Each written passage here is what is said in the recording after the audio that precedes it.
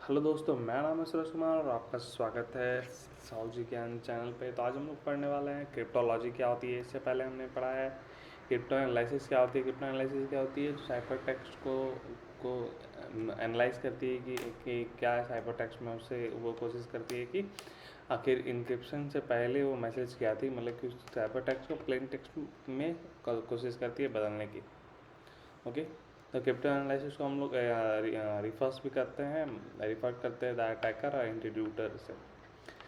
तो क्रिप्टोलॉजी क्या है, हम लोग आप बात करने वाले हैं। तो क्रिप्टोलॉजी क्या है, क्रिप्टोग्राफी और क्रिप्टो एनालिसिस को जब हम लोग मिक्स कर देते हैं, मैच कर देते हैं, एक दूसरे के साथ कंबाइन कर देते हैं कलेक्टिवली, दोनों को जब कलेक्टिवली बोलते हैं तो उसको हम लोग कहते हैं क्रिप्टोलॉजी।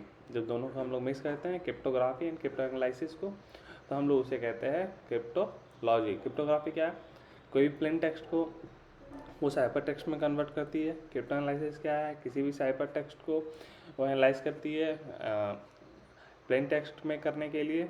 तो दोनों को जब मिक्स करते हैं तो हम लोग उसे क्रिप्टोलॉजी कहते हैं। The branch of the mathematics, इस ब्रांच है मैथमेटिक्स की ब्रांच है, and both cryptography and crypto analysis is called cryptology and is practitioner are a cryptologist.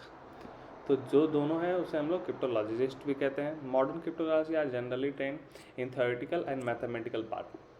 Basically देखा जाए अगर ब्लॉकचेन की पूरी जो कहानी लिखी गई है उसमें ज़्यादातर थियोरेटिकल पार्ट्स आपको देखने को नहीं मिलेंगे। मतलब कि ज़्यादातर जैसे भी किसी भी चीज़ को सिक्योर करने के लिए मैक्सिमम काम क्या होती है, मैथमेटिकल्स की काम होती है, मैथमेटिक्स की काम होती है। आगे हम लोग पढ़ेंगे थोड़ी बहुत मैथ भी, उसके लिए आपको बिल्कुल घबराना नहीं है, वीडियो में बने रहना है, चैनल को सब्सक्राइब करते हुए चलना है। तो हम लोग आगे बढ़ते हैं। तो यहाँ कंफिडेंटिलिटी इशू क्या आ जाती है ना, मतलब कि कोई भी अगर क्रिप्टो एनालिसिस है तो आप सोच रहे होंगे कि क्रिप्टो एनालिसिस तो इसे ब्रेक कर सकते हैं, देख सकते हैं, चेंज कर सकते हैं, लेकिन ऐसा कुछ नहीं है। क्रिप्टो एनालिसिस क्या करता है ना, सिर्फ उसे वो देख सकते हैं कि मैसेज कहाँ से आ रही है और क्या मैसेज जा रही है। ओके, इससे ज़्यादा कुछ भी वो नहीं कर सकते, उसमें चेंजेस नहीं कर सकते। क्यों नहीं कर सकते, क्योंकि जितने भी मैसेज आपने, जो भी ट्रांजेक्शन करा, जो भी मैसेज आपने करा, वो क्या हुआ कि वो सारे की सारी ब्लॉक्स में गए। उसके बाद वो गए सेंडर के पास। तो क्या हुई, एक कोई भी क्रिप्टोग्राफर सिर्फ एक ब्लॉकचेन को ही हैक कर सकता है, या फिर उसे एनालाइज करके उसकी जो एल्गोरिथम है उसे एनालाइज करके वो इनक्रिप्शन मॉडल को निकाल सकता है कि किस इनक्रिप्शन मॉडल से इनक्रिप्ट हुई है। तो ऐसा नहीं है कि वो सारी की सारी ब्लॉक्स को मैसेज को देख सकेंगे, और ना ही उसे चेंज कर सकते हैं, क्योंकि अगर वो जो मैसेज है वो थ्रू पास होती है, ब्लॉक टू ब्लॉक पास होती है। तो जब मैसेज शुरू में ये थी, उसके बाद ब्लॉक चेन में देखेंगे कि ABCD हमने भेजा है। अब दूसरे ब्लॉक में देख रहे हैं कि जो जिसमें क्रिप्टो एनालिसिस ने, जिससे उसने जो देख रहा है, अगर मान लो चेंज भी कर देता है, तो दूसरे मैसेज में देखेंगे कि यहाँ ABC है, और जो क्रिप्टोग्राफी ने चेंज कर दिया, जिसने एनालाइजर ने चेंज कर दिया, इंट्रीड्यूटर अटैकर ने जो चेंज किया है, तो वहाँ देख रहे ABCD, उसने मैसेज को चेंज कर दिया ABCD से। तो जैसे ही दूसरे ब्लॉक में जाएंगे तो वो मैसेज वेरीफाई नहीं होगा। अब मैसेज वेरीफाई नहीं होगा तो मैसेज सेंड नहीं होगा।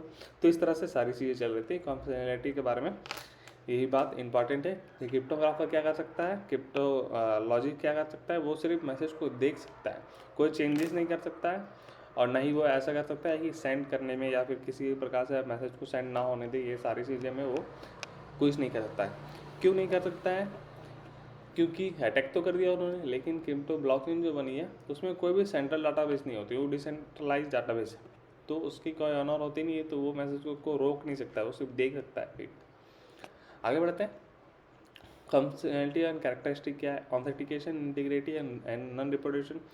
इसमें ऑथेंटिकेशन क्या होती है, ऑथेंटिकेशन क्या होती है, ऑथेंटिकेशन क्या होती है कि किस पर्सन ने मैसेज भेजा है, क्या जिस पर्सन ने मैसेज भेजा है जिस सेंडर ने मैसेज भेजा है किसी रिसीवर को, क्या सही में उसी ने मैसेज भेजा था। ये हो गया ऑथेंटिकेशन। मतलब कि अगर आप किसी को मैसेज भेज रहे हैं, आप अपने फ्रेंड्स को मैसेज भेज रहे हैं, तो वो कंफर्मेशन, वो अथॉरिटी और वो गारंटी कि हाँ मैसेज आप ही भेज रहे हैं, ये सारी चीज़ें जिसे हम लोग कहते हैं intruder should not be able to masquerade as someone else.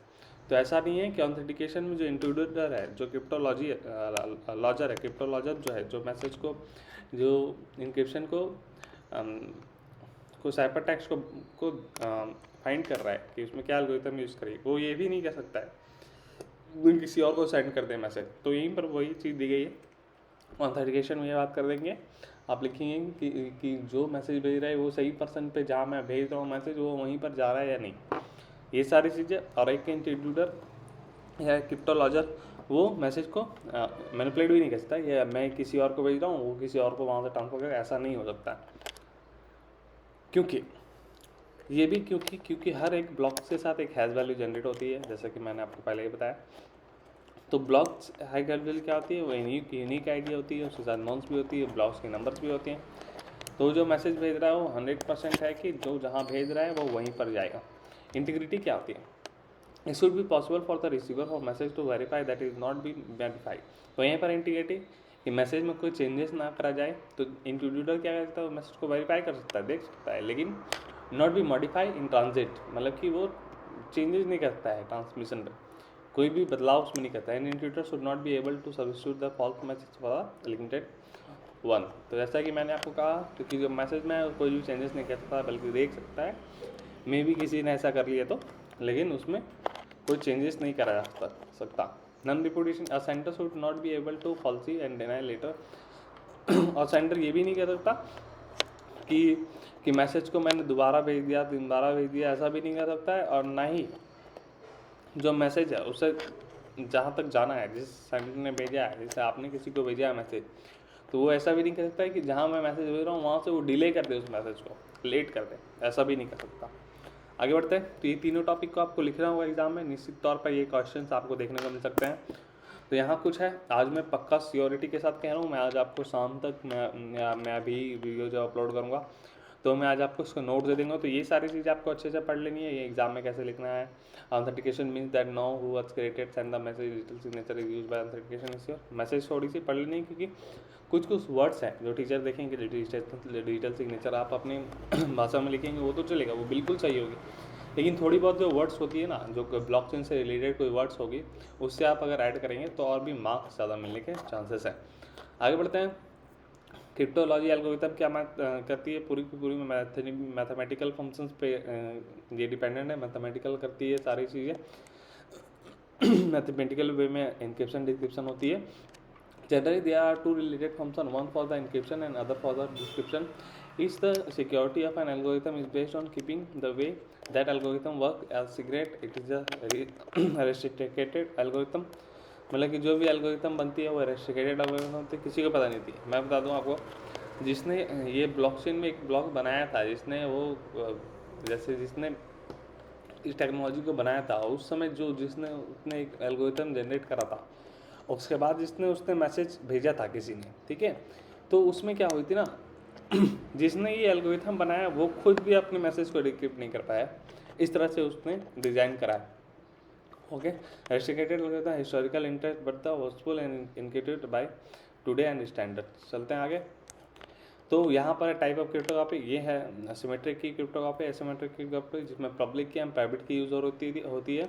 Hash function क्या है, ये सारी चीज़ों के बारे में बात करेंगे हम लोग नेक्स्ट वीडियो में। तो आज के लिए यहीं समाप्त करते हैं, जाते लाइक सब्सक्राइब जरूर करते हुए जाएँ। Thank you.